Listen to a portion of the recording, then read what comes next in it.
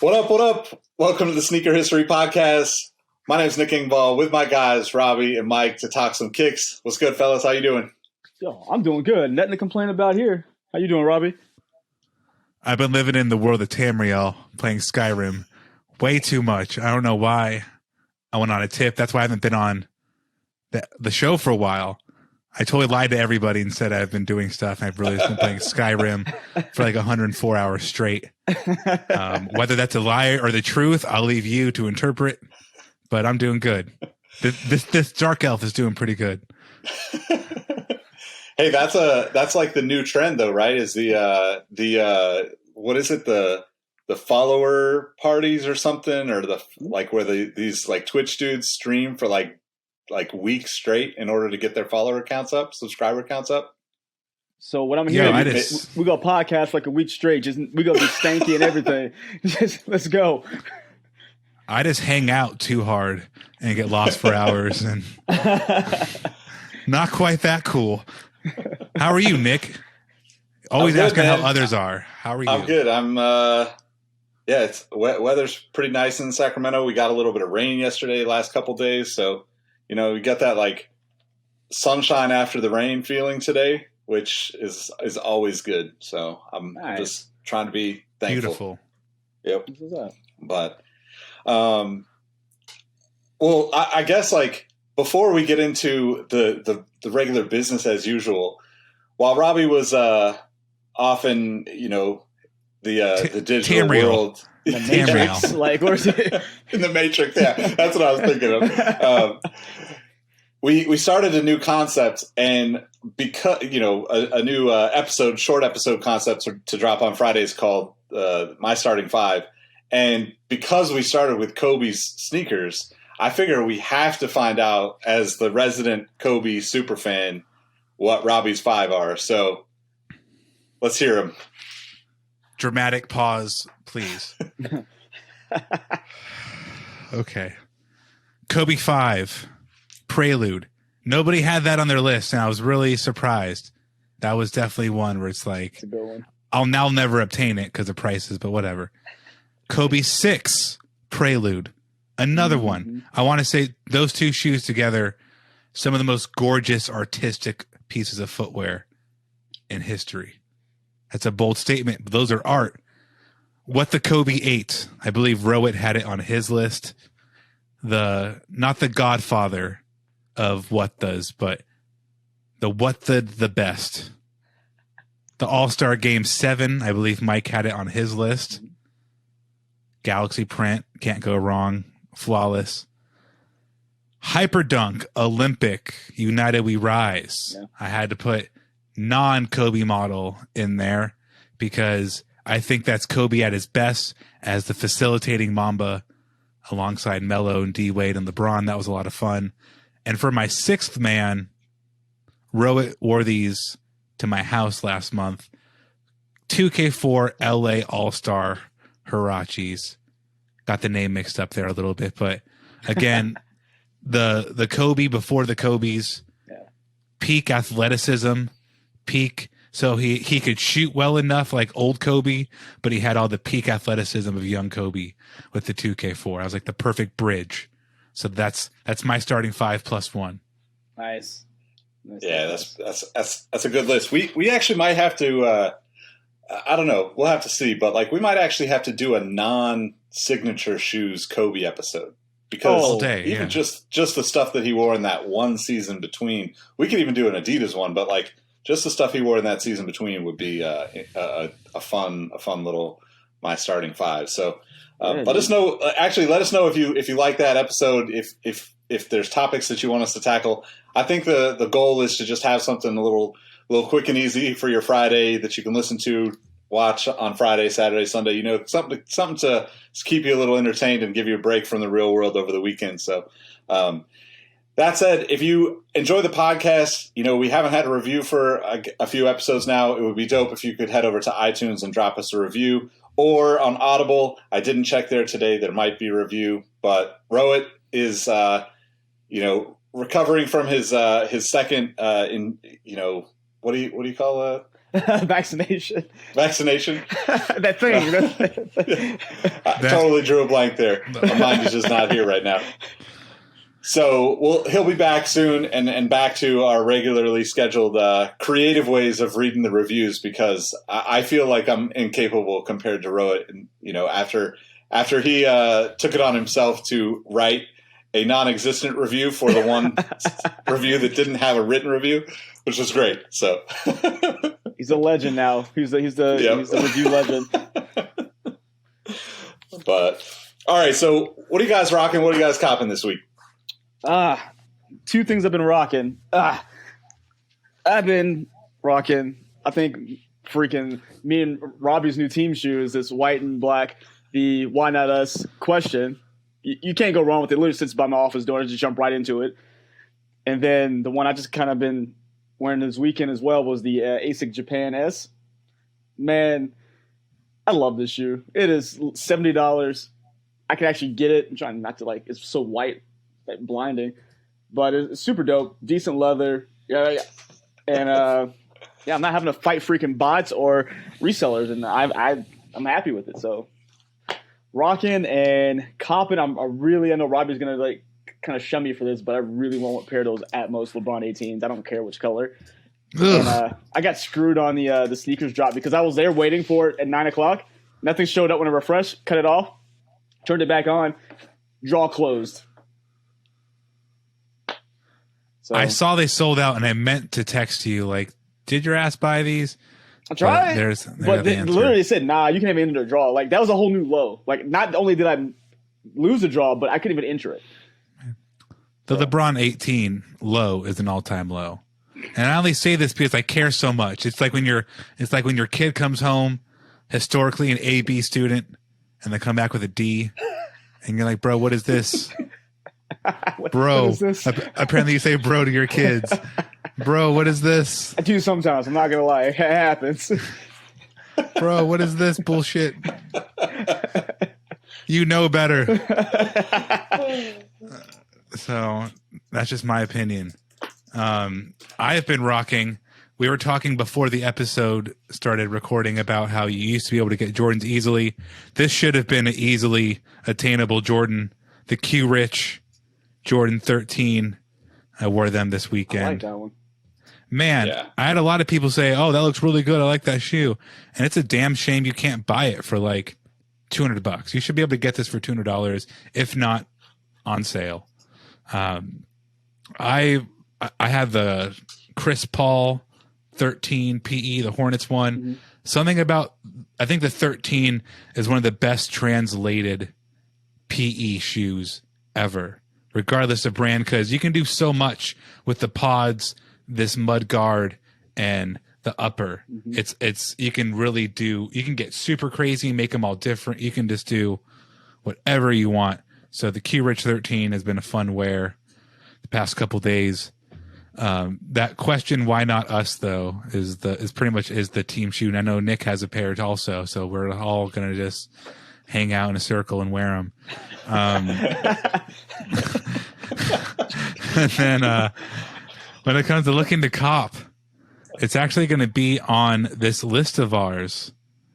The UNC 4. It truly is a beautiful shoe. I know with the Michigan 5 and the Oregon 5 and a couple other collegiate Jordans, I haven't liked the throwback Nike tag, the jersey tag on the shoe. I thought it looked stupid. But the Jordan 4, it's always had such a big flight logo there that whether it be a Levi's or Cause, or you can do that's the only tongue I think you can really mess around with. Or even Quai 54, right? When they did the white and blue pair, but just put the Quai 54 logo on the tongue. That tongue is so big you can slap weird logos on there. So I think that jersey works on the Jordan 4 tongue and only that tongue. So I'm excited to maybe buy that shoe. How about you, Nick? What's on your radar? So as far as what I rocked, today I rocked this New Balance NB1, which is basically a custom 997 nice. that I made. I've just been kind of on the New Balance thing quite a bit lately. But as far as copping, I'm kind of bummed that I missed the Adidas made to be remade Ultra Boost. I really wanted to grab a pair of those. Like I was texting Mike when they dropped because I missed my size, and I just think that the concept, it's like that On thing that you mentioned months back, Robbie. Like I'm just excited for those types of things because one, I love the idea that it's I don't know what they're going to do with the shoes afterwards, but at least in theory, it's a good thing for the environment too. But I just think it's a cool concept, and I'm kind of just curious to see how it all works. And I'd love to be somehow, get my hands on one of these that I can kind of be a part of that program and see what it's like and share with our listeners and write about it and create some YouTube content around it. Cause I just think like the concept itself, even though it's nothing too crazy, just like, hey, send us back your shoes when you're done.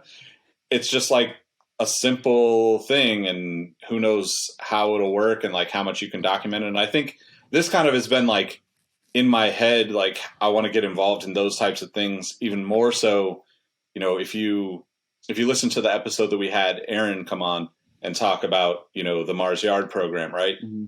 Or the Tom Sachs program rather. And like that concept of like documenting things to me is really fascinating. So I'm hoping that I can maybe find a pair of those somewhere. I don't know if it's transferable though. Like, who knows if like if you buy it on your Adidas account, cause it was like one of those members only releases, maybe you can't transfer it to somebody else. So like maybe I couldn't, if I bought a pair on the aftermarket, I might not be able to get them, but I wouldn't be surprised if those are still available in stores. So I might try to go hit up a store at some point in the next couple of weeks and see if I can find a pair. Yeah, it's like all else fell. Let's just all get a pair of white Parley Ultra Boost and we'll just do it ourselves. Like exactly. Same concept, right? Yep. Well, today we actually want to talk about, I don't know, probably one of the craziest freaking money things that's ever happened in the sneaker world. I guess over the weekend, the 2008 Grammy pair of the Yeezy 1 that Kanye wore, the very first pair that we ever saw publicly, sold through Sotheby's for $1.8 million to an app called Rares, which is like a fractional investment app.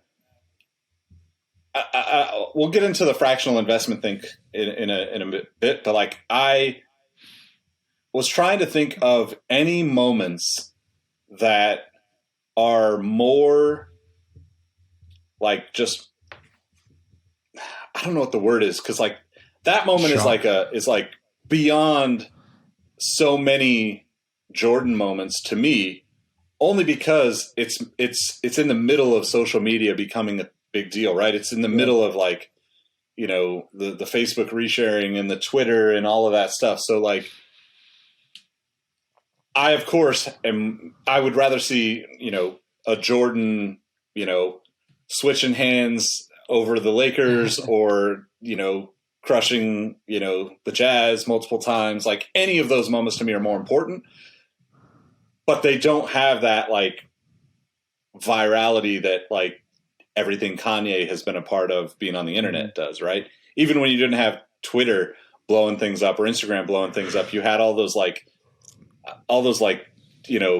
that like stalked all the celebrities and like, Just Jared and that, where like Kanye was on all those blogs every single day. So what do you guys think? $1.8 million for a pair of shoes.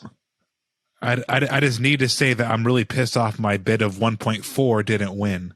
Dang. I thought I had it in the bag, so man. Close, dog. I thought I had it in the bag. Man. Dang, it's gonna be weird because they coming in on Tuesday, so this is kind of weird. I bought this.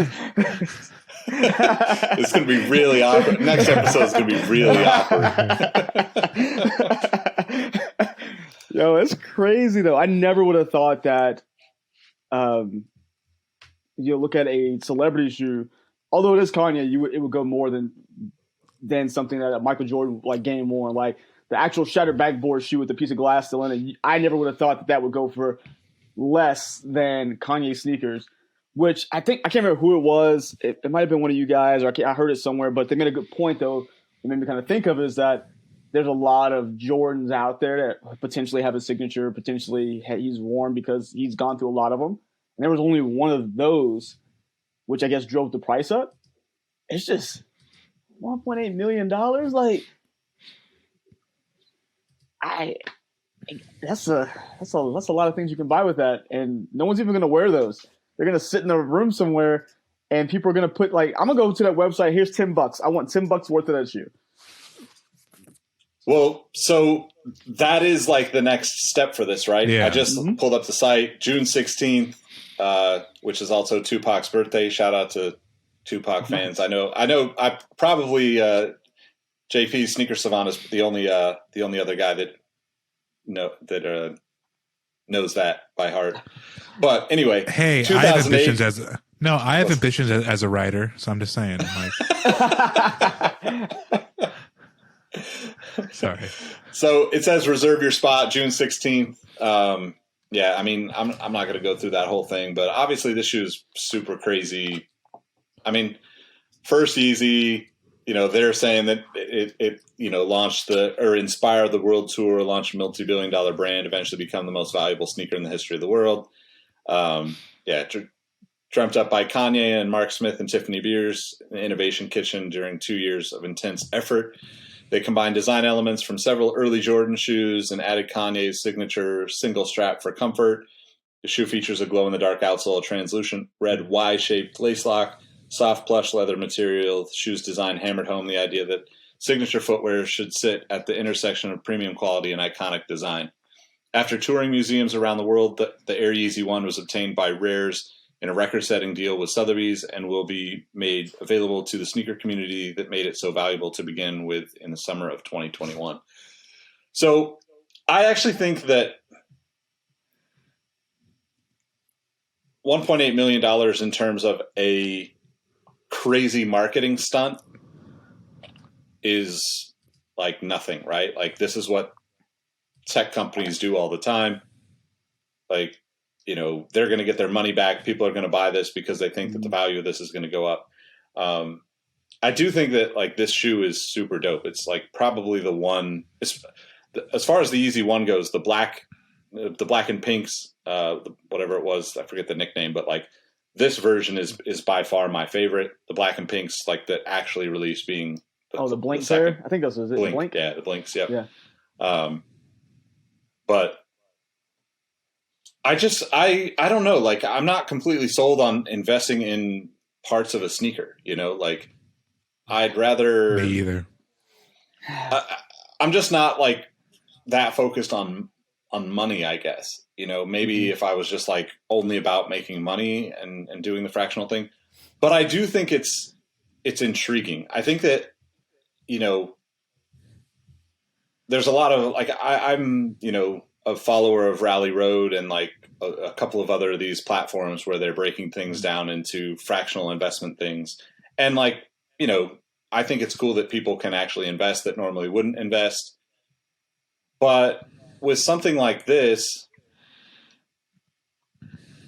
I just don't understand how you ever really see that investment pay off, because not until they sell it. They would have to sell it before you can sell your fractional investment to other people, right? If you're one of the early ones, and then the value goes up. But like, I don't know. It's different than like a Bitcoin or any other kind of, investment, fractional investment specifically, right? Like, if all of us went in and bought a car or a house, it's no different. Yeah. If it appreciates and we want to sell it down the road, we get a little money back. But to me, it's like, where do we draw the line into like fractionalization of everything that's out there, right? Because like, shout out to the Zions energy drink I'm drinking, but like, do you guys want to buy the last couple of sips? Like, just Venmo me and I'll save it for you. Like, it's the most annoying thing ever, how like this time or generation assumes that everything's going to hold and have value. Yeah. It's like to me, it's just like, it's snake oil 2021, right? It's just like, people have been clowning people, and a sucker has been born every day since the beginning of time. Like, we're all stuck inside. Like, how can I make money off somebody? All right, I'm going to get other people to buy these Yeezys for me.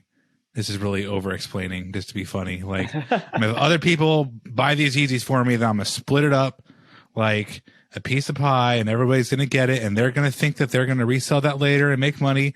It's a fucking pair of shoes. It's like, it's already, I could be wrong, but what if, I could be right too. What if Kanye starts eating people? What if Kanye becomes a cannibal?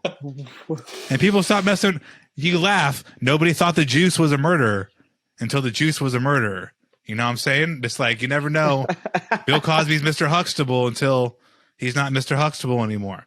Like, people had some really rare OJ Simpson shit back in the day, thinking like, yeah, I'm gonna sell this OJ Simpson card for a crap ton of money in 2050 because he's going to be God by then, and it's going to be like fantastic. Lo and behold, that card probably is not worth the same amount of money because of his transgressions in the 90s.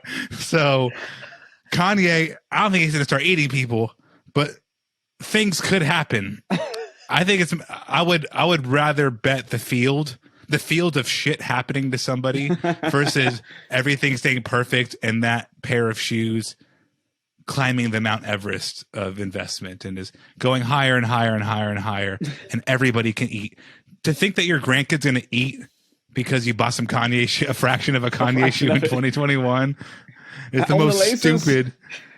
It's the most stupid, pretentious, like, go turn the internet off right now. The show turns off. So other things happen too, but everything shuts off. You don't own a piece of that shoe anymore, and some dude sitting with a $1.8 million pair of Yeezys in his house. Well, dude, you know what I'm saying? It's just like, take the internet away. What is all these things? Yeah. Banking is so digital now, but banking has been around since, the 1500s, since people started figuring out organization of coin. So it's like that. You can turn the internet off tomorrow. There's going to be hoopla, but they're going to figure it out. Like, your investments technically are still can still be there. Well, Coca-Cola is still there.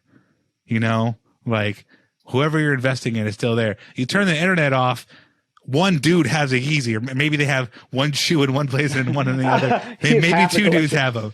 But like, off the end of the day, you can split something up digitally as much as you want, but it's only one pair of shoes sitting there. Yeah, I mean, so stupid. In 2021, I feel like literally everything's for sale. And the air I'm breathing, I could sell it right now. I could put it in a jar, sell it to somebody, $10. But it's almost like we're just like, it's like me getting this paper towel and say, hey, this is $100. I could just tell you it's $100, and you're gonna believe me for some reason. But it's like the whole thing. I'm not gonna get on that tangent because I'm still trying to figure it out, but it's the whole, like, the NFT thing, like the Top Shot. I'm still looking at Top Shot. I'm like watching people sit in line. Like, I thought about, maybe I'll flip a couple of them, but A, I can't justify buying something I can see on YouTube. B, I set one of the lines one time, and it is like, there are 12,000 packs. There are 300,000 people in line. I'm like, what are you people doing? Like, you don't even have like the television rights to this clip, but yet and still someone's going to pay you a grip of cash for something they could have downloaded on YouTube and just watch on their phone on a daily basis. We are literally selling everything. There's another website too, Nick, that does the fractional investments, talking about, I could buy this piece of shoe. I'm like, well, I don't ever get to touch it. Like, at least let me, like, the things I buy, I know I have it. Or if I know if it's a stock or something, I know, okay, it is a real investment. But I can't justify giving someone money to say, hey, you own this piece of thread on this Yeezy that you're never, ever going to see. But see, so there's two ways that I look at this that kind of just to play devil's advocate. I think that if you're just into making money, more power to you. I'm not knocking that at all. But let's use the StockX model, for example. When I worked there, we literally discussed, this is the early days of StockX, right? But we discussed having some form of, the thing that GOAT does now, right? They hold your product if you don't want it because you're just buying it as an investment, and then you can flip it on GOAT again and save some of the fees. And I think that's probably what a lot of people do. You know, I think a lot of people are, one, like having the economy the way it is and so many people unemployed. There's a lot of challenges. There's a lot more people struggling right now than there was, pre-pandemic, right? Mm-hmm.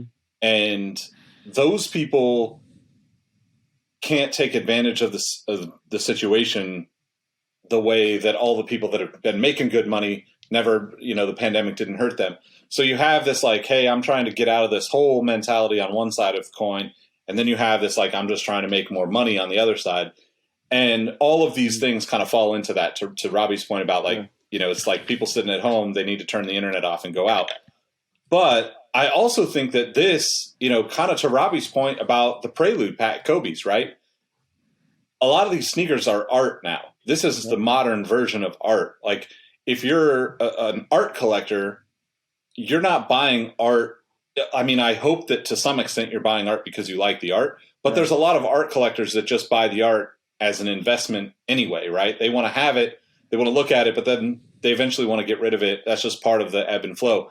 Like, honestly, like I kind of envy that mentality because I would probably have a lot more space in my house. I would have a lot less sneakers, car parts, all that stuff. I would love to get to a point where it's like, hey, I'm only going to keep this, I don't know, 100, 200 pairs of shoes and everything else has got to go. Mm-hmm. And I let go of things. I'm just a hoarder, so I'm still trying to figure that out for myself personally.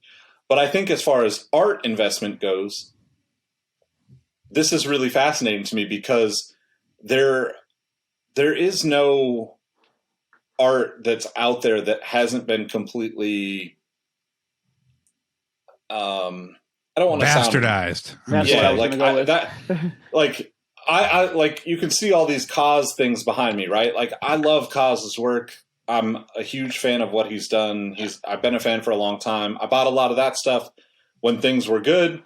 Mm-hmm. But I bought them because I couldn't get them the first time around. And then when I get them now, like, or I got them, these are 4 or 5 years old now. Like, to me, I never bought them as an investment. Like, I'm not going to sell them for dirt cheap just because it's not like I hate money. But it's like, I'm not like looking to like, sell any of this stuff anyway right now. I mean, maybe in the future I do. And at that point, it's like, yeah, of course I'm going to try to make money off of this. But I think the other thing about like this particular concept of like fractional investment, it's a way to play the game and hope that like all this stuff to me comes down to like the addiction that is gambling for most of the world, right? Yeah. Most of us, I'm guilty of it too. I mean, I've been buying cards again like I shouldn't be. And like, depending on what you get into, like you can go down these rabbit holes like crazy. This can be that, like you said, NFTs.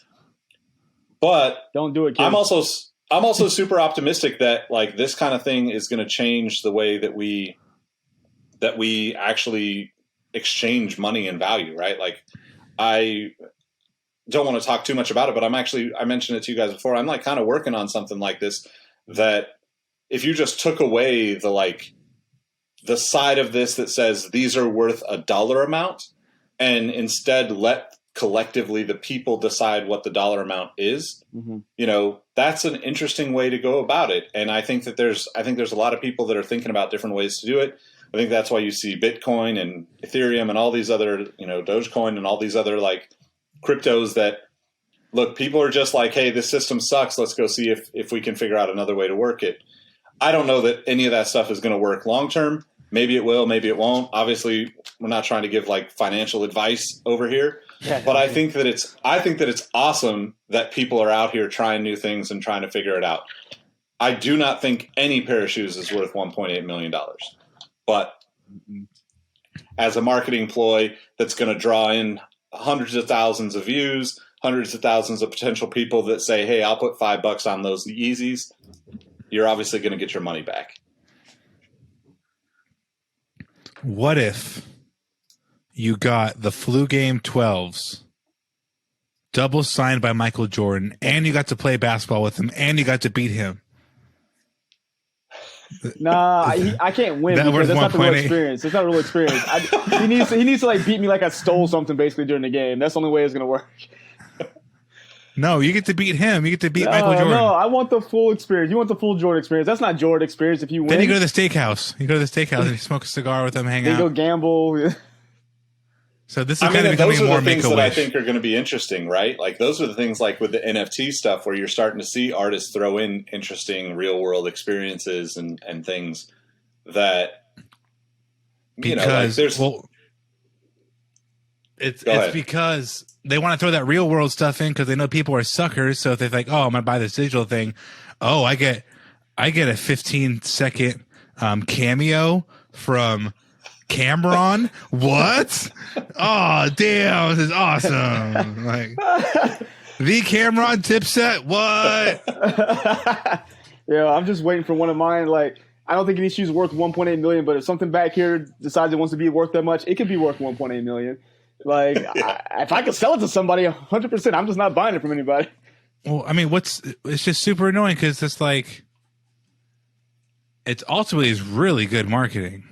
Like, yeah, you're getting people to think that something's worth $1.8 million when anybody with, I guess, we don't have hive mind or hive wallet because that's what it is, right? If you know everybody's going to come and back your investment, you just got to front the money. But you pick the everybody right else thing. is going to pay you back. Yeah, you pick the right thing, and people are going to come back and buy it. Like the Yeezys, like how many people in the record industry and just rich people who like sneakers are like, I want a piece of that. Dude made his money back like that. You buy the right thing, you're good. So I do just have to end with saying that it is also bringing in like pop music aficionados. Mm-hmm. The Grammys were what? No, that was the Oscars yesterday. But like it brings in a lot of people. Like a lot of people care about that stuff. A lot of people care about performances there. A lot of people, like, especially it being in LA, there's somebody who is like the heir to somebody, some executive somewhere who has millions and millions and millions of dollars who is like, oh, I love Kanye. That's so cool. Like, I'm going to go buy those shoes and I can. So it's just like, it brings in more than just sneakers.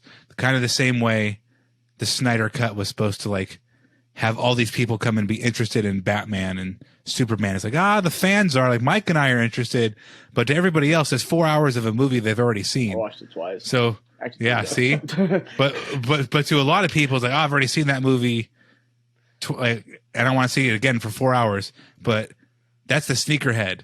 But like, this appeals to so much more people with deeper wallets than a sneakerhead. Yeah. Like the mayor, you think mayor has 1.8? I'm not like hating on whatever mayor has like in his stash. He probably is a very wealthy man, but like Hollywood money, come on now. Like that's just like a whole different like, oh, what Lambo am I driving today? Like one of the six. Like it's just like a whole different level to like, so those people could then be in the conversation for that Kanye issue. Yeah.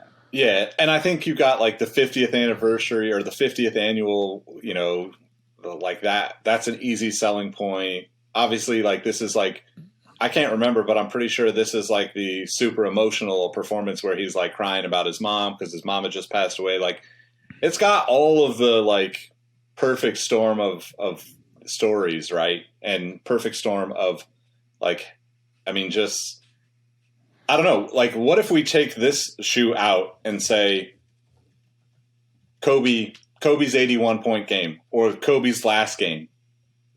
Would you fractionally invest in that shoe? Because collectibles and memorabilia have always been worth a lot, right? But I think that it's only worth a lot to a very small group of people. Yeah. I mean, I think sports memorabilia is such a casual thing people get. So I think it would be, well, I would say it's easier to convince somebody to buy that over the Yeezy, but clearly someone bought it. But I mean, I feel like you have more people out there who would be kind of clamoring to buy the 81 or the final game shoe from Kobe, but no one's going to pay nearly $1.8 million for it. Typically, sports memorabilia is just not. I don't I haven't seen the. I mean, what you got Jordans that are going for a couple. I'll say a couple hundred, but hundreds of thousands of dollars. I think it's going to be hard to raise the price up for any other player, since he kind of sets in a lot of people's minds, he sets the bar of what things are worth. But this was just kind of a beast within itself, because, like we were saying, it catches more than just one set of people. It catches the music heads, the sneaker heads, anybody who just wants to be a part of pop culture. That's just a pop culture moment. So you just got so many people there that just push the value higher than you would expect it to be, I think. I think too, like, there's like the other thing about some of this collectible stuff is, like, if you go to, like Vegas, for instance, right? There's always places in Vegas that are like, hey, this is like, you won a bunch of money gambling. You feel good. Come buy buy your next thing from us. Right. And there's a lot of places that make this type of thing a part of their marketing too. Right. I mean, I think of like, when I was a kid, the Planet Hollywood that used to be up at Lake Tahoe had the Batman suit with the sixes, right? Sold. I didn't even think anything of it back then being, something I would wish I would have, I don't know, taken pictures of or whatever back then. I remember thinking, oh, that's crazy, like getting to see it in person. But like, that people do that they have these, I mean, I don't know if they still have Planet Hollywoods. I feel like they went out of business, but like, like these are things that, like, you have big corporations like that it's nothing for them to spend that kind of money. So on the other side of this whole conversation is, I do think that personally, I think this shoe is going to be worth more than $1.8 million, the way the internet connects people to things, where we're seeing people just buy ridiculous things all the time now on the internet, NFTs being a great example.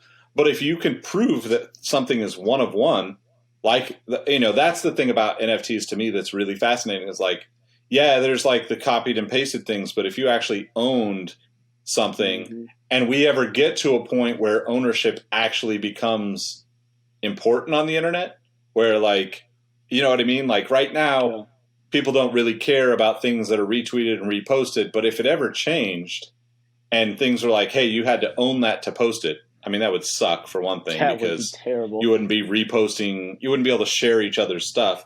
But like this shoe being a one of one and being, arguably Kanye's most important shoe, I mean, I don't even think it's an argument, right? There isn't a shoe that matters in the story of Kanye more than this shoe. Like, personally, I would rather have the 180s that he wore with the bear on them, or maybe even some of the Louis Vuittons that he had. Yeah. But like, this shoe is, I don't know, like, this is like the shoe, right? Yeah. That's some real dark mirror stuff, Nick. Now I'm thinking, like, there's going to be a point where you have to pay like 25 cents to retweet. I'm like, no, what? No. I'll be done with the internet. Guys, I'll see you later. No more internet for me. I don't think it would be like where you'll pay for retweets and stuff. I think that it'll be more on a like, hey, this person's doing cool shit, so I'm gonna, buy them lunch today and share some of the stuff that they've been doing. I think it's going to be, you can do that right now, right? Oh. You can do like there's a new Twitter thing, like the Twitter, I don't know, they're doing something where, can't you do like paid content on Twitter now? I can't remember. I mean, you can do it on all different platforms, right? Like, if you use the Brave browser, like, you can donate to people, donate to creators. If you can do the buy me a coffee thing. Like, I did that for some of the sneaker combos, if people wanted to support in that way. Yeah. Obviously Patreon, like YouTube has its thing, Twitch has its subscriptions. That part of it is never going away, right? But as people start to, like, we have a million things that we don't even look at on the internet. And as people start to figure out, hey, like, I'd rather not share this with Instagram and Instagram make all the money off of my posts, or, YouTube or Facebook or whomever, and I want to just share this with my community. I think we're going to see people kind of like we do on Discord, right? I mean, out of 100 and some odd people on Discord, I bet you like 80 people on our Discord barely post to social media on a regular basis. Like, most of the people that are in there are like, yeah, once in a while I post to Instagram or Twitter or something, but like, they post in Discord. 20, 30 times a day sometimes. And I think that's kind of we've gotten to the point where everything is massive on the internet. We're moving back to a place where everything is kind of like coming back into communities and becoming more like people are just going to care about what they're doing more instead of just putting it out there for free and putting it, like supporting whoever's going to take money off of them. But I ain't hoeing for free no mo. $2.50 to look, $5 to touch. I mean, that's the other thing is like, I wouldn't surprise me if this goes into a museum of some. I mean, it already has, right? Like it's been in the Bada Museum and in I think 4 or 5 different places, right? And those are the types of things where we don't think about it, but like you're going to pay $30 to go into a museum and see that artwork, right? Like whether it's sneakers or whether it's a cause, exhibit. Like I've been to plenty. Like I love doing that stuff. I don't have, I don't spend a ton of money on that stuff, but like to go see it and have that experience to me is way more valuable than, like a fractional investment. But that's also like, this is also like the first time that they're taking that museum experience and turning it into the investment thing. And I think that, I think it's cool that they're trying it. I don't know if it's going to be successful. I mean, there's so many people trying all these different things with fractional investment right now, but if it's going to be successful, this shoe I think is like the perfect shoe to prove it, right? Because the one thing about like all the Jordan memories we've talked about or the Kobe memories we've talked about is that that's an old generation. That's my age and up, right? Like, and now you've got something that like Kanye is the internet, right? Like he's been a meme since memes existed. The original meme. It took Jordan going to the Hall of Fame and crying to become a meme, right? Like Kanye was already a meme. I mean, I can't think of anybody either. Like Travis Scott, let's just be honest, not big enough. There's just like people, and even like people who are big enough musically are, again, like Nick was saying, another generation. Like my first thought was Prince. I'm like, what if Prince had some gangster ass like Adidas forums from his high school days that he hit the game winning shot in and he happened to sign, but that's an older generation. Yeah. As cool as that would be, that it's an older generation. Freaking sick. But like my second thought then goes to like, all right, Jay-Z. What if the shoes that Jay-Z wore in the Crazy in Love video, which is where Beyonce and him fell in love, and you can like build a story around that, but that's just not it's not as big. People saw Kanye as a fashion icon. That's what makes it even more. So again, we have another person in the mix, a fashion enthusiast. So no one looks to Jay-Z to say, "Oh, what is Jay-Z doing?" Like Jay-Z didn't. He had his, I guess, the Rock Nation or the Reebok, whatever shoe. I can't remember the name of the shoe right now. The S. Carters. He had those. He had, of course, the Rock Nation Air Force Ones, but this was just something just unheard of. Like Kanye had his own shoe. This was the first one he had to give back to Nike, if I'm not mistaken, once he was done with it. When it comes to this, there's going to have to be somebody that just does something original. Like I said, Travis Scott's just never going to be big enough. And the thing is, everything you have Travis Scott's wearing is available some way or form at this point, even if it is kind of relative, expensive, but you can find it just about. Or there's fakes or whatever. But I have never seen a fake of that shoe. Like there's nothing else floating around with it. There's no one with another pair that we know of. No one's even trying to make UAs of it. It's just his own moment in time. So I kind of, I guess, equated to not necessarily a sneaker, but a shoe. But isn't Elvis's blue suede shoes in like the Smithsonian or something? That's probably that's the thing I can equate it to the most, because that, again, different set of people, but that was a moment in time where there's a song about this shoe. Elvis wore those in front of crowds of millions of people, so on and so forth. That's the only thing I could kind of say this is maybe close to equal. Well, and that's the thing. Like, okay, so if it goes into the Smithsonian, that doesn't mean that people make money off of it, right? If these shoes go to the Smithsonian, that doesn't mean that anybody makes money off of it. It just means that, like, let's say the Rares app, donates it or whatever. Because most of those things come through donation. Like, there could be a value attached to it, and those people could take a tax write-off, or people could buy it for that specific reason and all of that stuff. But I think that, like, it's just hard to fathom. But I mean, I know that, like, sneakers in general are becoming more and more high level, right? In terms of the artistic, the collectability, all of that stuff, right? And I'm not talking about flipping a pair of, Off-Whites. I'm talking about, like, genuine people that want to, buy a pair of shoes or multiple pairs of shoes or a collection, whatever, as like, hey, this is my art piece. This is my thing I'm collecting. And to me,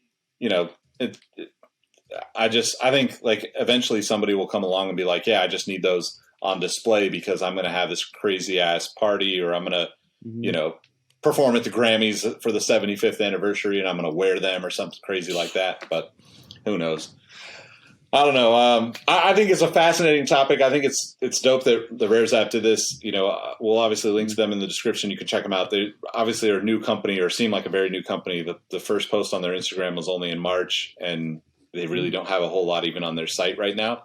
But it seems like they're ramping up. So definitely got people, us included, talking about them. So, but that pretty much wraps up for this episode.